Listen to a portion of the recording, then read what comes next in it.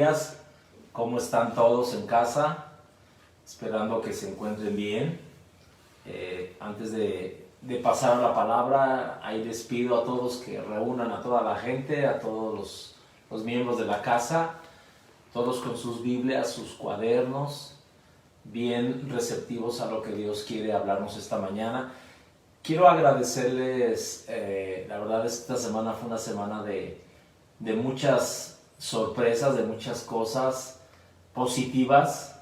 De verdad pudimos ver la respuesta de cada uno de ustedes para poder donar un producto o muchos productos de despensa, y pudimos entregar algunas despensas, gracias a Dios. También en la semana muchos no se enteraron, pero también surgió la posibilidad de comprar trajes quirúrgicos para los doctores, en este caso del hospital que nosotros estamos en Cuautitlán Alvillada. Vamos a dar una entrega el día de mañana, trajes quirúrgicos que pues nos decían las personas que, bueno, el pastor Gilberto, que son trajes buenos, que tienen una durabilidad de hasta 3 meses, y bueno, mañana se van a entregar, y de verdad bendigo la vida de cada uno de ustedes que dispuso en su corazón también, y miren, de verdad, eso es algo que yo lo voy a tocar, no sé, un día de estos. Tú y yo tenemos que estar sembrando constantemente para poder estar recibiendo cosecha. Alguien se enteró de esto, de la donación de los trajes, y yo me llevé una gran sorpresa, porque fue un muchacho que vive en Canadá, que hace 20 y tantos años, 20 años, un poco más. Yo fui su maestro, Adrián, y si me estás viendo, él vive en Canadá, está haciendo su maestría, y bueno, tiene 3 carreras el hombre, y él mandó también una semilla para poder comprar estos trajes, y de verdad de muchos lados, y vamos a entregar una buena cantidad de estos trajes, de verdad. Y simplemente, y quiero hacer hincapié en esto, vamos a decir que sí son trajes que la iglesia, los miembros de la iglesia lo están donando, y de verdad muchas gracias. Hoy también vamos a estar recibiendo ahí en la iglesia de 10 a 12 del día algún producto para seguir haciendo despensas para aquellos que lo necesitan. Y bien, pues ¿cuántos están listos? Yo estoy emocionado por la palabra que el Señor ha puesto en mi corazón, porque yo me identifico mucho con este pasaje que vamos a tocar. Me identifico mucho con la vida de David, pero más con este pasaje, y ahorita lo vamos a ver. Y vamos a orar en esta mañana. Padre Celestial, queremos darte gracias porque tú has sido muy bueno con cada uno de nosotros. Quiero bendecir a cada familia, a cada persona, a cada varón, a cada hijo, hija, Señor, cada viuda, cada madre soltera, a cada, Señor, uno de los que están reunidos en casa, en algún negocio, en el carro, Señor. Quiero declarar, Señor, que tu palabra en esta mañana tocará lo más profundo de nuestro ser, y abre nuestro entendimiento, Señor. Abre nuestro corazón, Señor. Quitamos toda distracción. Honramos tu palabra en esta mañana, y te doy gracias en el nombre de Jesús. Amén. Bien, el título que yo le he puesto a este mensaje es La cueva de reposo. La cueva de reposo. Y tomé como texto base el Salmo 51, versículo 6. El Salmo 51 nos habla de cuando David se arrepiente del pecado que hace de haber adulterado con Betsabé, y es confrontado por Natán. Y este versículo es uno de los versículos favoritos míos, y dice: he aquí, tú amas la verdad en lo íntimo, y en lo secreto me has hecho comprender sabiduría. David está diciendo: Señor, a ti te gusta que abramos nuestro corazón, te digamos la verdad en ese secreto, en esa intimidad contigo. Y ahí en lo secreto dice, tú me harás entender, comprender con sabiduría. Y ¿saben algo? Yo creo que ahorita necesitamos mucha sabiduría. Y aquí hay dos cosas interesantes. Necesitamos sabiduría y estamos en un tiempo de cuarentena, estamos en un tiempo de encierro. Y ¿sabes algo? Yo estaba meditando y pensando, ¿no? El lunes, este mensaje nació el lunes que estaba leyendo, yo estoy leyendo el devocional para leerlo todo el año, y estaba leyendo Primera de Samuel, capítulo 22, donde nos habla de la cueva de Adulam, y luego el capítulo 24 también nos vuelve a hablar de otra cueva cuando Saúl se metió ahí a hacer sus necesidades. Y entonces yo meditaba y pensaba, bueno, tal vez ahorita en este tiempo para nosotros, nuestra casa es nuestra cueva, es nuestro lugar de refugio, es nuestro lugar de cuarentena. Debemos de estar dentro de nuestra casa, no debemos de salir. Y yo creo, ¿no?, que la pregunta sería, y lo he dicho en varias predicaciones pasadas, ¿cómo vamos a salir después de esta cuarentena? ¿Cómo vamos a salir de nuestra casa, de esta cueva que representa, tipifica nuestra casa?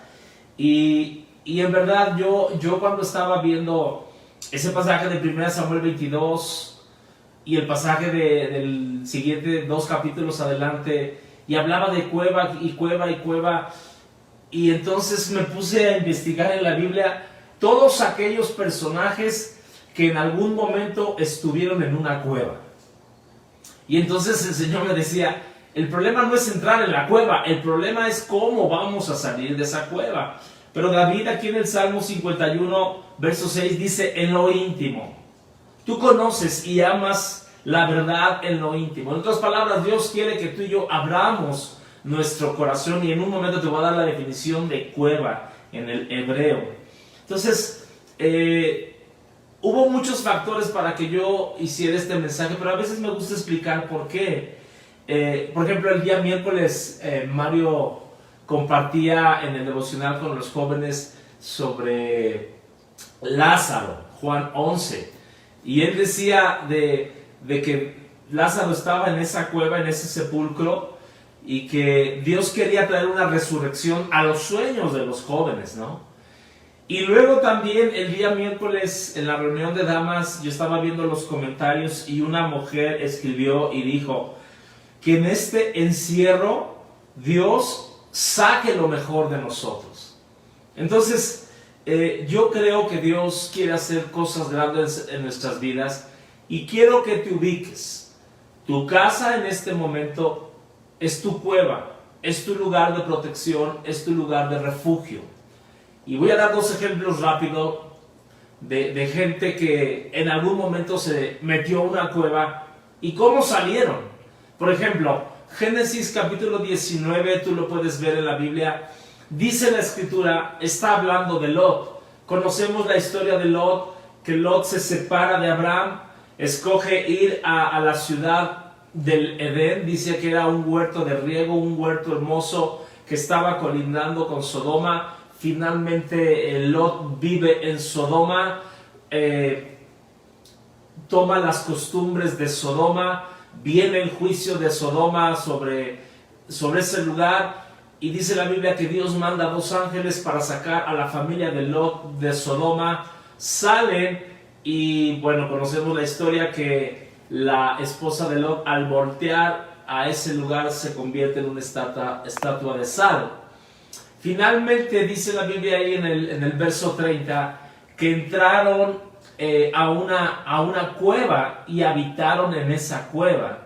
¿Qué resultó de esa cueva de que Lot y sus 2 hijas estuvieran ahí? Resultó, y miren, yo estaba pensando, porque la cueva, te voy a decir qué significa la cueva. En el griego significa ser hecho desnudo. Repito, La cueva significa ser hecho desnudo. Quiere decir que en la cueva es un lugar para que tú y yo abramos el corazón, para que tú y yo digamos lo que hay en nuestro corazón. Es un lugar de transparencia delante de Dios. La cueva tipifica ese lugar donde tú y yo le decimos a Dios nuestro sentir, nuestro malestar, nuestras victorias. Es un lugar donde realmente estamos desnudos delante de Dios. Entonces, cuando yo veo el ejemplo de Lot, vuelvo a repetir, él y su esposa debieron haberle dicho: Señor, estando en este lugar, estando en esta cueva, te damos gracias, de verdad no hemos vivido como tú has querido. Pero sin embargo, ¿qué resultó de ellos estar en esa cueva? Resultó un incesto. Las dos hijas programaron, planificaron meterse una noche con él y a la otra noche con él, lo emborracharon, y de ahí salieron los moabitas, los amonitas también. Y ¿qué resultó de eso? Resultó que saliera pecado de esa cueva. O sea, no resultó nada favorable. Otro ejemplo, el ejemplo que yo te decía de Samuel, primero de Saúl. Saúl, primera de Samuel capítulo 24, dice la Biblia que Saúl entra a esa cueva y va a hacer sus necesidades, pero dentro de la cueva está David con sus hombres. Y dice la escritura que David cortó el borde del manto de Saúl. Saúl no se da cuenta. El borde el borde del manto tipifica la protección. Y el borde del manto tiene unas como bolitas, ¿cómo se llaman? Filacterias, ya me acordé. Filacterias que representan la palabra de Dios. Entonces, ¿qué sucedió con Saúl cuando sale de ese lugar? Entra con la protección de Dios, pero sale sin la protección de Dios y sin la palabra de Dios. Entonces, lo que yo quiero ubicarte, y solamente te lo digo como introducción, quiero ubicarte. Hoy estamos, cada uno de nosotros, metidos en nuestra cueva, que representa nuestra casa. La cuestión es cómo vamos a salir de esa cueva. Y quiero tomar, este es el ejemplo que muchos conocemos, ¿no? Que muchos hemos visto en la Biblia. Primera de Samuel capítulo 22, podría decir que son de los 10 pasajes favoritos para mí, porque me habla, ¿verdad?, de la clase de personas que entraron a esta cueva. David está huyendo de Saúl. David conoció muchas cuevas, pero esta cueva tiene un significado muy especial. Ahora te voy a decir, la cueva es donde tú y yo podemos encontrar las soluciones, podemos encontrar las respuestas. La cueva físicamente es un lugar oscuro donde no se ve nada, donde se necesita luz para poder ver. Es un lugar donde tienes que abrir bien los ojos. Yo me acuerdo de niño, donde vivíamos con mis papás de niño, nos íbamos a un monte, a un cerro, y tenía como 2 cuevas. Yo recuerdo, teníamos tal vez como 10 años, 12 años, era uno de los más chicos, y en una ocasión nos metimos a esa cueva y nos dimos una espantada tremenda porque dentro de esa cueva había un maniquí. ¿Quién sabe quién se le ocurrió meter ese maniquí? Pero nos dio una espantada tremenda, ¿no? O sea, el meterte a una cueva es algo así escalofriante, ¿no? No es algo que tienes que estar con los 5 sentidos, ¿no? Entonces la cueva representa también la separación de mi persona del mundo exterior. La cueva es un lugar incómodo, es un lugar de aislamiento. La cueva es donde tú revelas quién eres delante de Dios. La cueva es un lugar de rendición, pero también es un lugar de transformación, y esas son las noticias que quiero dejarte en esta mañana. Entonces quiero que leamos Primera de Samuel, capítulo 22, solamente estos 2 versículos, versículo 1 y versículo 2. Dice la Biblia: yéndose luego David de ahí, huyó a la cueva de Adulam, y cuando sus hermanos y toda la casa de su padre lo supieron, dice la Biblia que vinieron a él su familia. Fíjese bien. Y luego, verso 2, dice que se juntaron se juntaron 400 hombres. Y mire la característica que estos 400 hombres tenían. Se juntaron los afligidos, se juntaron los endeudados y se juntaron los amargados. ¡Qué bonita familia! Y me llama mucho la atención, ¿por qué dice la Biblia ahí? ¿Qué hicieron estos 400 hombres? Yo no sé, y yo lo meditaba ahorita, escúchame bien. Hay gente que ahorita está en la cueva de su casa, que tal vez esté sufriendo un tiempo de aflicción, de depresión. Está sufriendo un tiempo de deudas, o tal vez hay amargura en su corazón.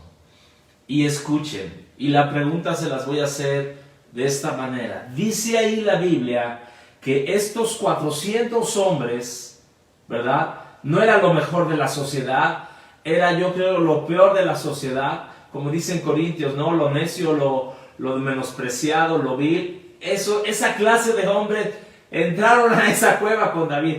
Pero me llama mucho la atención que dice la Biblia que fue hecho jefe de ellos.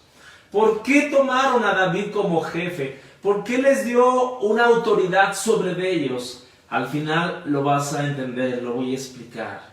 Entonces, quiero que te imagines, están 400 hombres en una cueva. Los amargados, los afligidos y los endeudados. Yo quiero que te imagines el ambiente, la atmósfera que se vivía en ese lugar. Imagínate cuando esos 400 hombres estaban comiendo. Y estaban comiendo y de repente el afligido le dice al amargado, oye, pásame la sal. Pues tómala tú, ¿no? El afligido tal vez agarraba su plato de comida y se iba al rincón a comer. Tal vez el endeudado nada más estaba vigilando ahí en la puerta a ver a qué horas llegaban los de Electra, los de FAMSA, los de Banco Azteca. Yo no lo sé, pero creo que el ambiente en ese lugar no era un ambiente muy cordial. Ahora la cuestión aquí, ¿qué sucedió en esa cueva? Ahora cuando yo estaba mirando y les digo, yo estaba pensando, bueno, ¿qué personajes en la Biblia se metieron a una cueva? ¿Cómo entraron y cómo salieron? Entonces, yo creo que los hombres que estaban ahí con David, y lo voy a decir así, era la escoria de la sociedad. Eran los que nadie se quería asociar con ellos. Eran los despreciados, eran los que pues nadie los quería. Mas sin embargo, cuando llegan a esa cueva, lo hacen a David señor de ellos. ¿Por qué razón? Te pregunto, ¿por qué razón lo hacen señor? ¿Por qué les dan autoridad? Ahora, había 3 tipos de personas: los afligidos, endeudados y amargados. Y escúchame bien, vuelvo a repetir, yo estaba meditando y dije, Señor, habrá 3 personajes, y quiero que vayas pensando, 3 personajes en la Biblia que hayan entrado en esa condición. Personajes amargados, afligidos, personajes endeudados, o algún personaje que haya entrado en amargura. ¿Y qué crees? Yo pude encontrar, y de aquí, de estos 3 puntos, los afligidos, los endeudados y los amargados, vamos a ver qué resultó de estas personas que entraron en esta condición. Bien, lo primero, los afligidos. Dice ahí la Biblia que entraron los afligidos, ¿no? Escúcheme bien. El mejor ejemplo que yo puedo ver es el ejemplo de Elías. Ahora, una persona que está en aflicción denota un sufrimiento físico, denota dolor. Literalmente, aflicción significa estrechez, algo que te está comprimiendo, algo que te está presionando. Escúchame bien, en este tiempo de pandemia, en este tiempo de cuarentena, de lo que estamos viviendo, todos lo pudimos, no sé si cuántos se enteraron de una doctora en los Estados Unidos, siendo la directora del hospital, ella trabajó fuertemente, se infecta del coronavirus y sale adelante, ¿verdad? Sale adelante, logra vencer la enfermedad, vuelve al hospital y ve la cantidad de gente enferma. ¿Y qué hace esta doctora? Se suicida, se corta la vida. Y fue algo muy, muy fuerte, muy sonado, y de verdad yo creo que debe ser una presión tremenda, ¿no? La aflicción, la depresión es algo que nos quita la vida. Pero yo te quiero decir, tú que estás viviendo ahorita un tiempo de aflicción, un tiempo de depresión, yo no quiero restar y no quiero minimizar. Yo la verdad a veces sí me desespero como de estar aquí en la casa, de no poder salir, pero ¿sabes algo? Debemos estar en casa. Ahora vuelvo a repetir, vamos a usar el ejemplo de Elías. Número 1, los afligidos. Elías, primer libro de Reyes, capítulo 18, nos dice que Elías convoca al pueblo de Israel y les empieza a decir, ¿hasta cuándo van a claudicar? ¿Hasta cuándo van a tener dos pensamientos? O van a servir a Dios o van a servir a los Baales. Y dice la Biblia que Elías convoca a los profetas de Baal, los reta y les dice, bueno, vamos a ver, el Dios que sea el verdadero, que descienda fuego del cielo y a ese Dios lo vamos a servir. Finalmente dice la Escritura, ¿verdad?, que estos hombres, estos profetas empezaron a lanzar, se empezaron a rasgar con cuchillos y su Dios nunca les contesta. Hasta Elías les dice, se me hace que está dormido, se me hace que está chateando, ¿verdad? Se me hace que... Y escúcheme bien, la Escritura dice que nunca contesta. La Biblia dice que Elías tomó un buey, lo corta en pedazos, recogió unos leños y empieza a orar a Dios y le dice, Señor, yo te pido que tu fuego que caiga sobre este lugar como una señal. Y dice la Escritura que cayó fuego del cielo.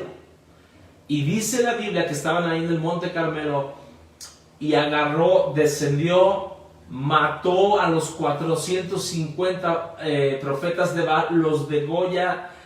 ¿Y qué sucedió? Yo quiero que tú pienses, por favor, porque aquí hay algo importante.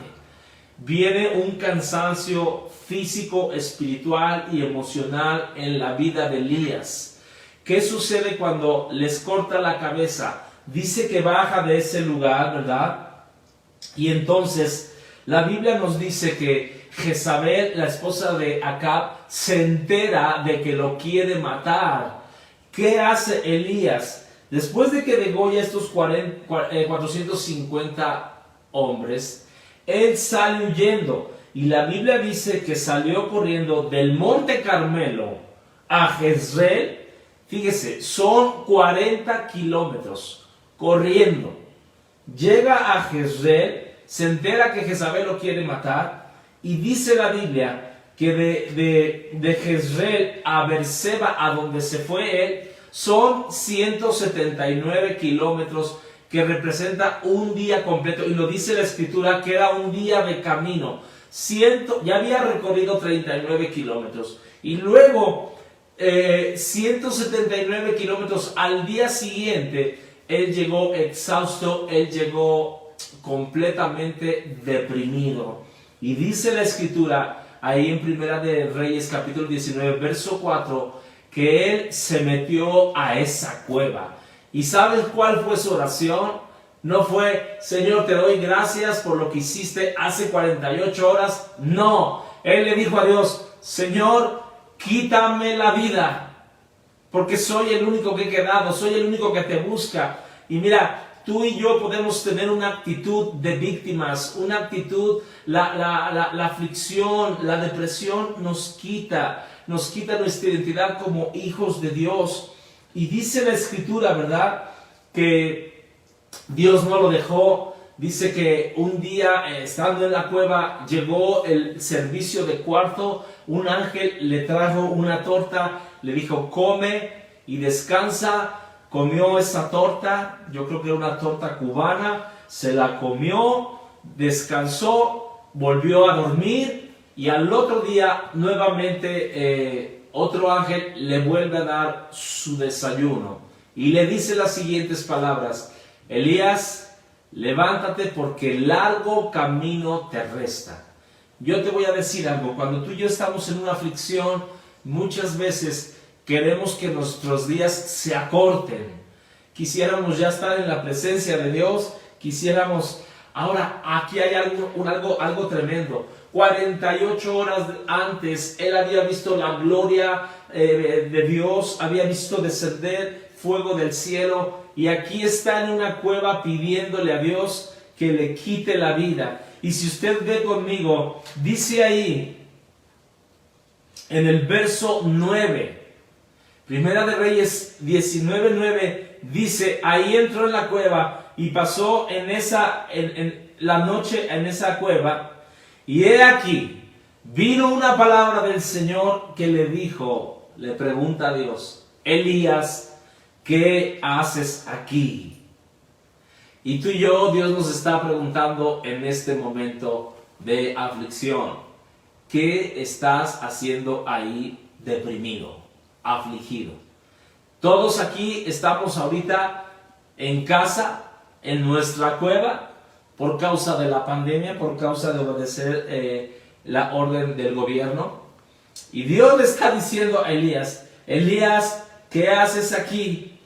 Y Elías le empieza a decir, Señor, solamente yo he quedado, todos han abandonado tu reino, mira, soy el único que queda, y le empieza a decir todo. Y Dios le tiene que contestar, Elías, hay 7,000 hombres que no han doblado su rodilla. Pero me llama mucho la atención, escúchame, y tal vez esta palabra es para ti. La Biblia dice ahí en el verso 4 que deseaba morirse. Deseaba, y por eso él le pidió a Dios que le quitara la vida. Escúchame bien, ¿cómo sale Elías de este lugar? La Biblia dice que Dios, ¿verdad?, se manifiesta a él a través de un viento, primero de un viento recio, dice, pero Dios no estaba en ese viento recio. Luego vino un fuego de Dios, pero Dios no estaba en ese fuego. Y finalmente dice que Dios vino en un soplo apacible, en un suspiro, en algo muy, muy silencioso. Y Dios le dijo, Elías, levántate porque largo camino te resta. Ahora, escúchame bien. Yo te voy a decir, tú que estás viviendo en aflicción, en depresión, tú puedes estar metido ahorita en la cueva de depresión, en la cueva de la aflicción, pero Dios te está diciendo ahí, como tú te llames, Jorge, Juan Carlos, Raúl, ¿qué haces ahí? Y ¿sabes algo?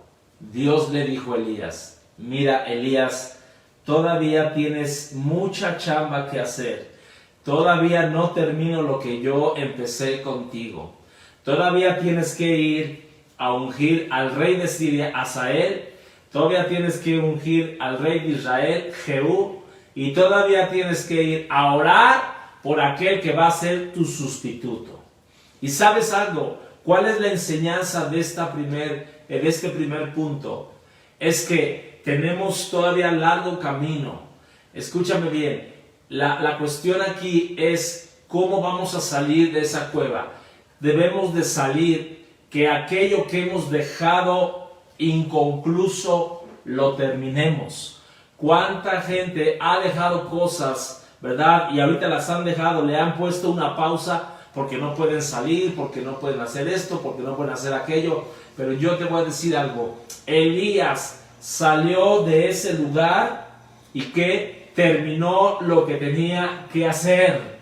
Terminó lo que tenía que hacer. Dios le dio fuerza, Dios le dio vitalidad. Y dice la Escritura que una vez que él comió esa segunda torta, ¿qué sucedió? Dice que caminó 48 horas, 2 días en el desierto, y fue a hacer la tarea que Dios le había dicho. Entonces yo te quiero decir algo.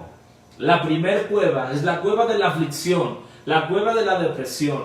Y yo no sé cuál es la razón por la cual tú estás ahí. Pero yo te quiero decir algo. Dios se lo dijo a Elías, largo camino te resta. Todavía hay muchas cosas que Dios quiere hacer a través de tu vida y de mi vida. Es verdad, hay cosas que a veces nos desesperan, hay cosas que, ¿verdad? Pero yo te voy a decir, si a este hombre de Dios, el calibre de este hombre que Dios lo usaba, le pasó, que no nos pase a nosotros.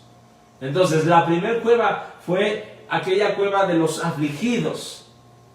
Segunda cueva, dice la Biblia que ahí con David estaban los endeudados, ¿no? ¿Y sabes en quién pensé? ¿Quién entró a una cueva por causa de una deuda? Piensa por un momento. ¿Sabes quién entró en una cueva por causa de una deuda? Jesucristo. Jesús, sin deber nada, fue muerto por cada uno de nosotros. Y Él, por causa de nuestro pecado, Él pagó una deuda, sí, en ese madero, y fue puesto en una cueva. Y ¿sabes algo? La Biblia dice, 1 Corintios 8:9, porque ya conocemos la gracia de nuestro Señor Jesucristo, que por amor a nosotros se hizo pobre, siendo rico. Y dice, para que su pobreza fuéramos tú y yo enriquecidos. La deuda que tú y yo teníamos, Él la pagó por causa de entregar su vida. ¿Cómo salió de esa cueva Jesús? Victorioso, para darnos triunfo, para darnos victoria. Y sabes qué pensaba y meditaba en esa parábola de los dos deudores, Mateo capítulo 18, no la voy a leer, pero la Biblia dice que un día un rey quiso hacer cuentas con sus siervos, y dice que llamó a uno de ellos, y uno de ellos le debía 10,000 talentos. Era muchísimo dinero, era algo impagable, ¿no? Y dice que él le rogó que tuviera misericordia, que se le iba a pagar la deuda, ¿verdad? Y dice que postrado le rogaba diciendo, ten misericordia, ten paciencia de mí, que te lo pagaré. Y dice que su Señor, movido a misericordia, le perdonó. Dice, le soltó y le perdonó. Ese es el perdón, cuando tú y yo soltamos a una persona. Y dice la Escritura que salió de estar con el rey, y cuando salió se encontró a un consiervo que le servía a él, que le debía 100 denarios. Escucha. Y le dijo, págame lo que me debes. Y le digo, no tengo. Y dice la Escritura que no le quiso perdonar la deuda. Acababa de salir de él, de estar con el rey, y dice la Biblia que el rey le había perdonado lo que le debía, que eran 10,000 talentos. Era algo impagable. Y este siervo, que solamente le debía 100 denarios, los denarios era el salario, un denario era el salario de un día de trabajo, y dice que no le quiso perdonar. Y ¿sabes algo? Dice que lo echaron a la cárcel hasta que pagara la deuda. Y cuando un siervo se entera, va con el rey y le dice, mi señor, el que tú acabas de perdonar, el que te debía 10,000 talentos, no quiso perdonar a uno abajo de él que le debía 100. Y dice que lo mandó llamar, y dice que lo echaron a la cárcel. Dice la Escritura, dice, ¿no debías tú también tener misericordia de tu consiervo como yo la tuve contigo? Y aquí hay algo interesante, escúcheme bien. Dice la Biblia que lo entregaron a los verdugos hasta que pagara todo, y que obviamente no lo podía pagar. Entonces yo quiero decirte algo. Jesús se hizo pobre. Jesús pagó la deuda que tú y yo teníamos. Entonces Jesús salió victorioso, salió, ¿verdad? Quitando, como dice la Escritura, y lo voy a leer, esa acta de decreto, esa acta de embargo, esa acta que estaba en contra. Yo no sé cuántos de aquí alguna vez o ahorita están viviendo un tiempo de deudas. Es horrible que te estén hablando, ¿verdad? De a quien le debas. al vecino, al tío, al primo, al hermano, y que te esté hablando y que es algo que te roba completamente la paz, ¿no? Pero gracias a Dios el Señor pagó nuestra deuda. Él pagó estando, ¿verdad?, crucificado en la cruz. Lo metieron a esa cueva y salió victorioso. La Biblia dice, Colosenses capítulo 2, verso 14 y verso 15, anulando el acta de los decretos que había contra nosotros, que nos era contraria. Había un decreto, había una constancia, había, ¿verdad?, algo que teníamos que ser juzgados. Pero dice la Biblia que Jesús anuló a través de ese sacrificio el acta de los decretos que era en contra, quitándola en medio a través de la cruz, clavándola en la cruz del Calvario. Todas nuestras deudas, el Señor las clavó ahí en la cruz del Calvario. Y dice la Biblia, despojándolo a los principados, a las potestades, los exhibió públicamente, triunfando sobre ellos en la cruz. Entonces, te quiero decir algo, toda deuda que tú y yo teníamos, el Señor ya pagó. Ya pagó. Jesús ya no está en esa cueva. Jesús resucitó y ¿sabes algo? Está sentado a la diestra de Dios. Él está intercediendo por nosotros. Y yo te quiero decir algo, es verdad, si tú tienes deudas físicas, pues tienes que sentarte para ir pagando esas deudas, porque nadie las va a pagar por ti. Pero yo me refiero a lo espiritual. Un día Jesucristo fue a la cruz para pagar tu deuda y mi deuda, y de esa manera todo endeudamiento espiritual, todo endeudamiento de pecado, todo lazo que estábamos cargando, toda cadena, ha sido clavada en la cruz del Calvario. Amén. Entonces, ya llevamos dos, los afligidos, que fue Elías, que salió cuando Dios le dijo, largo camino te resta, y él terminó lo que Dios le dijo que hiciera.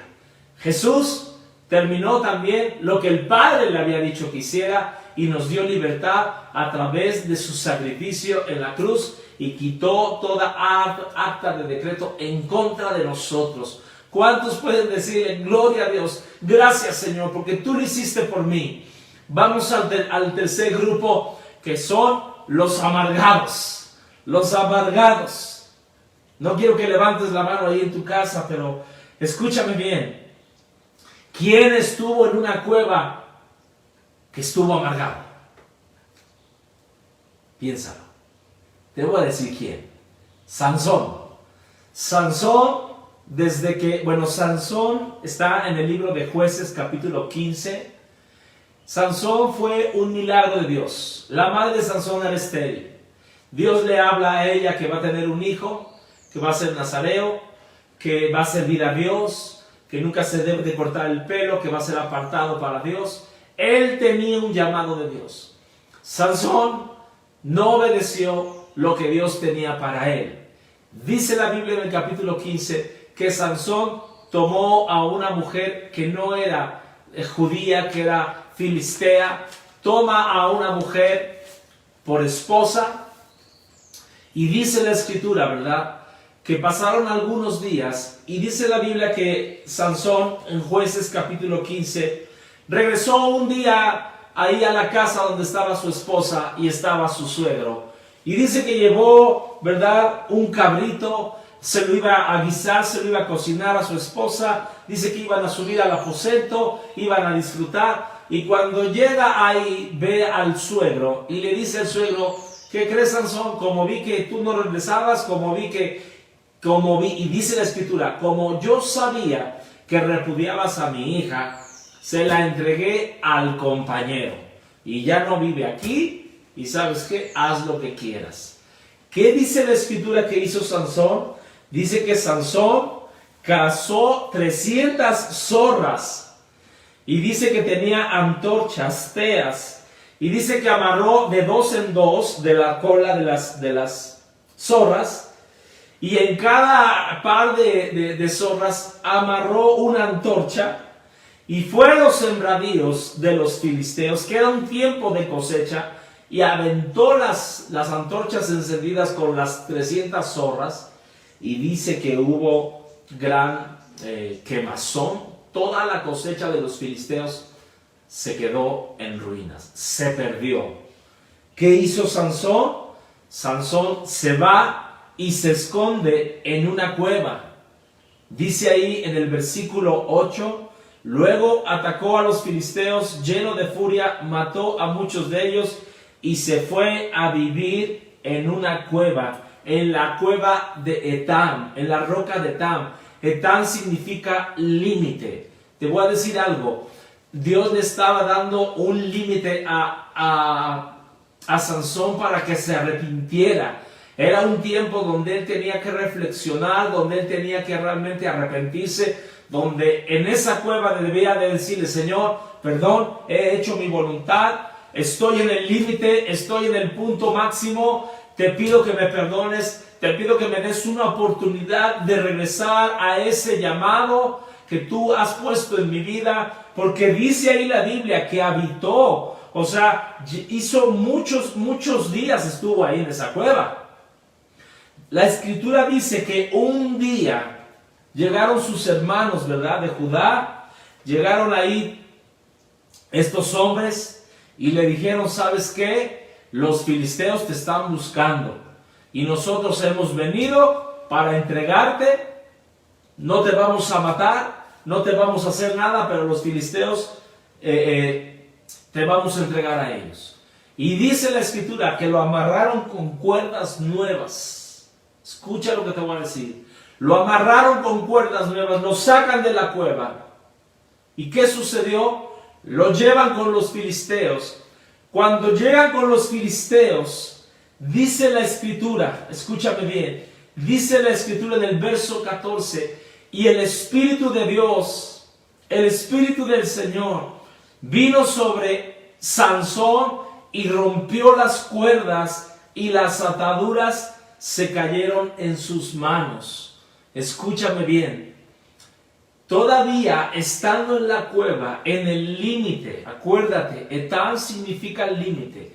Dios le estaba dando una oportunidad para que él se arrepintiera, para que él volviera a su llamado. Y ahora yo puedo ver aquí la misericordia de Dios, porque ¿cómo salió Sansón?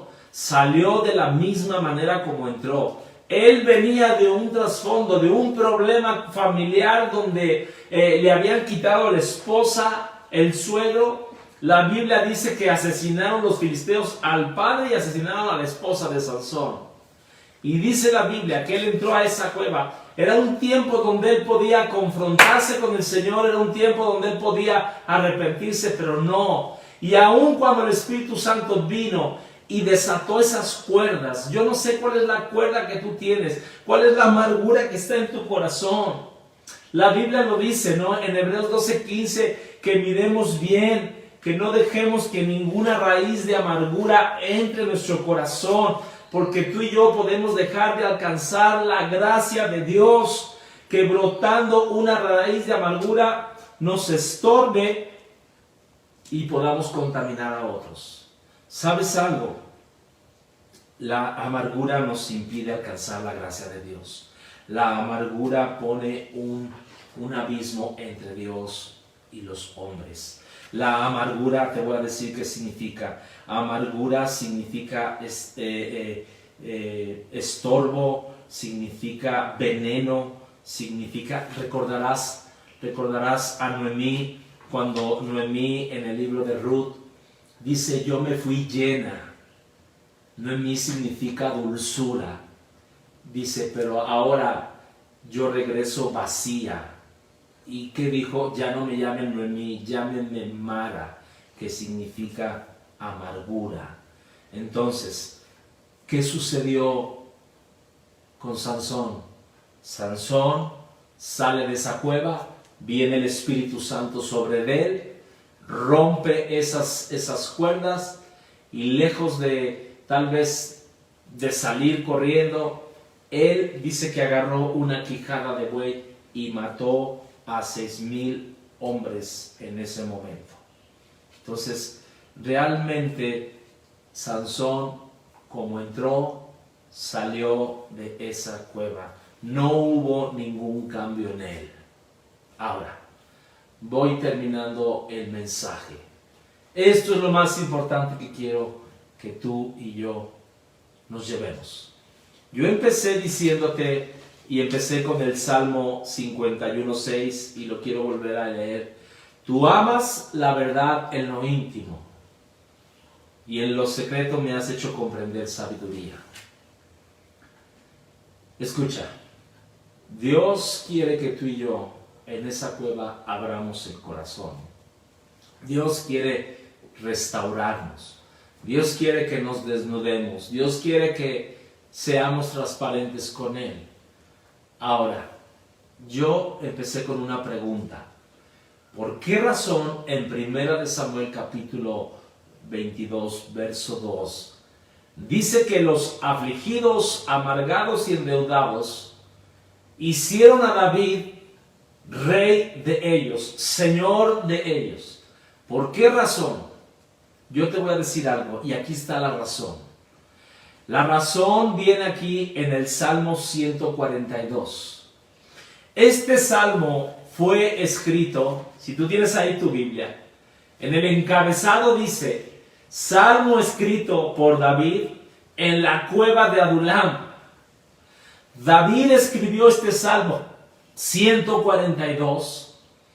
No sabemos, y yo quiero suponer que David cuando estaba en esa cueva, y escúchame, por eso le puse la cueva de reposo, porque Adulam significa reposo. Adulam significa cueva de restauración. Escucha. Pero cuando a David está escribiendo este Salmo 142, creo que lo está escribiendo él solo. ¿Por qué razón? Lo vas a ver. Salmo 142, lo leo. Con mi voz clamé al Señor. Ubícate, él está huyendo de Saúl. Él está solo en esa cueva. La Biblia no dice cuándo llegó su familia ni cuándo llegaron estos 400 hombres. Pero yo supongo que cuando David está escribiendo este salmo, él está completamente solo. Está de cara a cara con Dios únicamente. Y dice, con mi voz clamé al Señor. Con mi voz pediré al Señor misericordia. Delante de Él expondré mi queja. Delante de Él manifestaré mi angustia. Por eso la cueva es un lugar donde tú y yo nos abrimos con Dios, donde somos completamente transparentes. Cuando mi espíritu se angustiaba dentro de mí, tú conociste mi senda. En el camino que andaba me escondieron lazo. En la versión, nueva traducción viviente, te contaré todos mis problemas.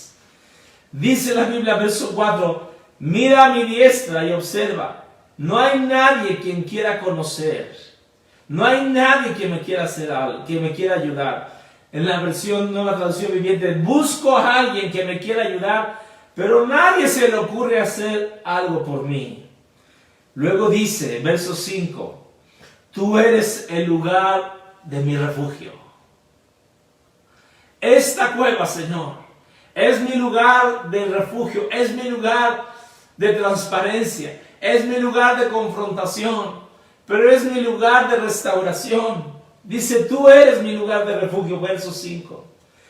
Escucha mi clamor porque estoy muy afligido. Fíjate bien. Líbrame de los que me persiguen porque son más fuertes que yo. Y luego dice ahí, fíjate bien, verso 7. Sácame de la prisión para que yo pueda agradecerte. Los justos, fíjate bien, David está profetizando. Los justos se amontonarán alrededor de mí, porque tú eres bueno conmigo. Te voy a interpretar lo que yo entiendo en este momento.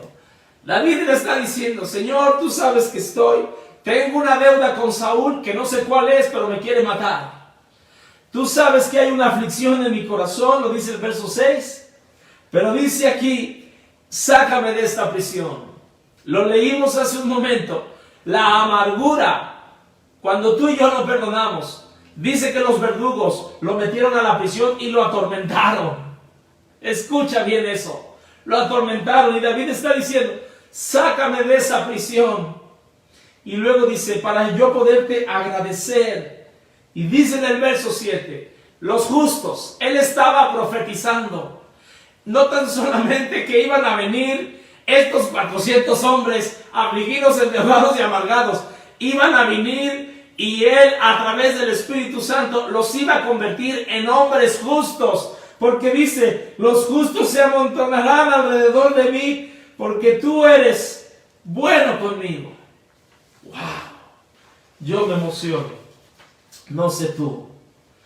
Y por eso puedo entender, escúchame bien, cuando David está escribiendo este Salmo 142 y está abriendo su corazón y le está diciendo, Señor, estoy en aflicción, estoy en amargura, tengo una deuda, estoy mal. Yo te pido, Señor, que tú seas mi refugio. Y él abrió su corazón. Yo quiero que te imagines esa escena, esa parte de la película. Señor, yo ya no puedo más. Y yo creo que Dios trajo consuelo al corazón de David, lo fortaleció y quitó toda amargura, quitó todo sentimiento de culpa, todo sentimiento de deuda, todo sentimiento de aflicción. Y ¿sabes algo? David lo afirmó.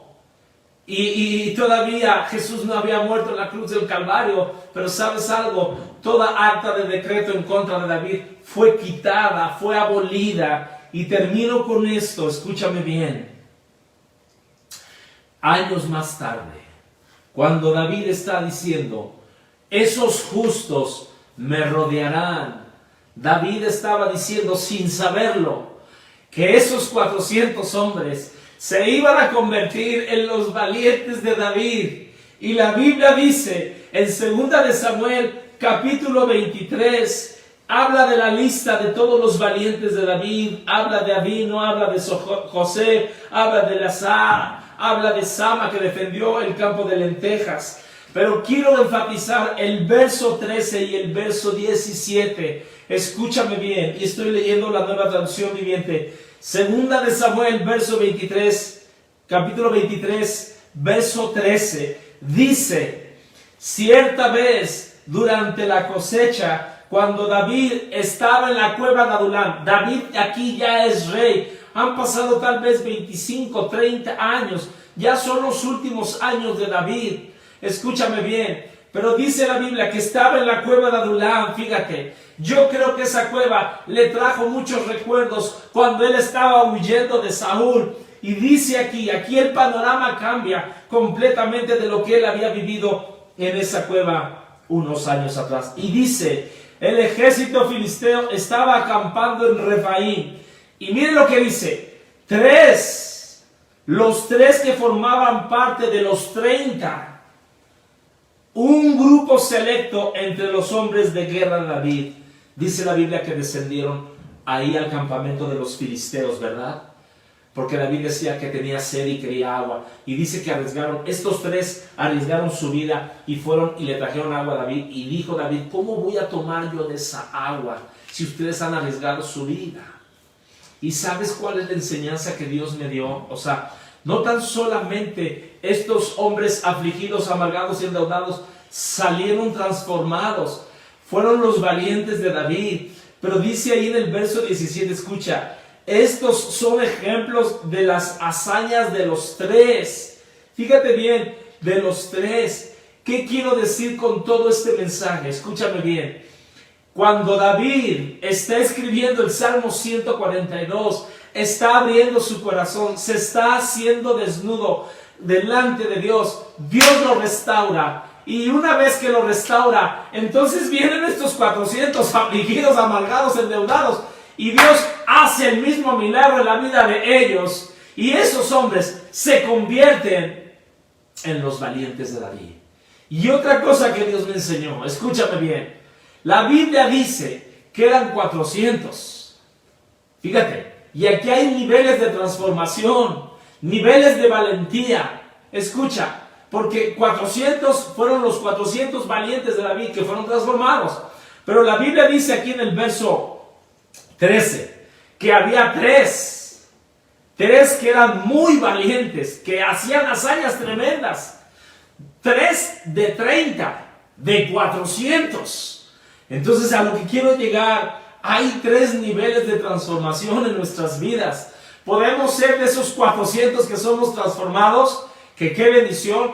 Podemos ser de los 30 o podemos ser de los 3, que Dios puede hacer en nuestras vidas hazañas. Entonces, el llamado que Dios nos está haciendo, familia, en esta mañana, es no importa si estás metido en esa cueva, si estás en una condición de aflicción, de deuda, de amargura, Dios te quiere sacar de ahí. Dios te quiere sacar de ahí. Dios te va a rodear, así como David, de gente justa, de gente que te quiere ayudar. ¿Cuántos dicen amén? Entonces yo quisiera orar en esta mañana. Quiero que cierres tus ojos. Padre Celestial, yo quiero bendecir a cada uno de tus hijos. Señor, estamos ahorita en la cueva de Adulán, en la cueva de reposo, en la cueva de restauración. Muchos hemos entrado ahí, Señor, amargados. Muchos hemos entrado afligidos. Muchos hemos entrado con deudas. Pero en esta mañana te pedimos, Espíritu Santo, que traigas una transformación en nuestros corazones, Señor. Y así como David oraba, Señor, en ti confío, Señor. Tú eres mi refugio. Tú eres el que me va a sacar adelante, Señor. Tú eres el que va a sacar de esta prisión mi vida, Señor. Y lo profetizamos. Los justos se amontonarán alrededor nuestro, Señor, porque tú eres bueno con nosotros, Señor. Yo bendigo a cada uno de tus hijos que están en casa, Señor, en su negocio, Señor. Yo quiero declarar, Señor, si hay alguno que está en la cueva de la aflicción, yo le digo que salga en el nombre de Jesucristo. Si hay alguno que está en la cueva, Señor, de la deuda, Señor, yo declaro que esa deuda ha sido pagada por Jesucristo, Señor. Si hay alguno que está ahí en la amargura, Señor, yo declaro, Señor, que va a salir perdonando, Señor. Necesitamos ser restaurados, Dios. Y yo bendigo a cada uno de tus hijos, Señor. Gracias. Hablamos reposo, Señor. Y declaramos, Señor, que todo este tiempo, Señor, que todavía estaremos en casa, en esta cueva, Señor, seremos transparentes contigo, seremos hechos desnudos, seremos completamente y te diremos, Señor, aquellas cosas, aquellos pecados, aquellas cosas que necesitamos cambiar. Y yo declaro proféticamente que nuestras vidas nunca más serán las mismas, Señor. Lo creo, Señor. Y tú nos rodearás de justos, Señor. Y tú nos harás como esos 400, como esos 30, como esos 3, Dios. Que haremos hazañas para ti. En el nombre de Jesús. Amén. Quiero terminar. Si hay alguna persona nueva que nunca haya recibido a Jesús, yo te quiero decir, Jesucristo te ama. Yo no sé con cuál de estas 3 cuevas te identificas, pero yo te quiero decir algo. Dios te quiere sacar y quiero que repitas esta oración. Si tú es la primera vez que te metes a esta página, te quiero decir, no es coincidencia, Dios te trajo. Repite conmigo, Señor Jesús, tú conoces mi condición, tú conoces mi aflicción, tú conoces, Señor, la amargura que hay en mi corazón, la deuda que estoy cargando física y espiritualmente, Señor. Pero yo creo, Señor, que tú harás un milagro en mi vida, Señor. Y yo declaro, Señor, que seré uno de los valientes, Señor. En el nombre de Jesús, un hijo que sea valiente para ti. Yo decido a partir de hoy servirte con todo mi corazón. En el nombre de Jesús. Amén y amén. Amén.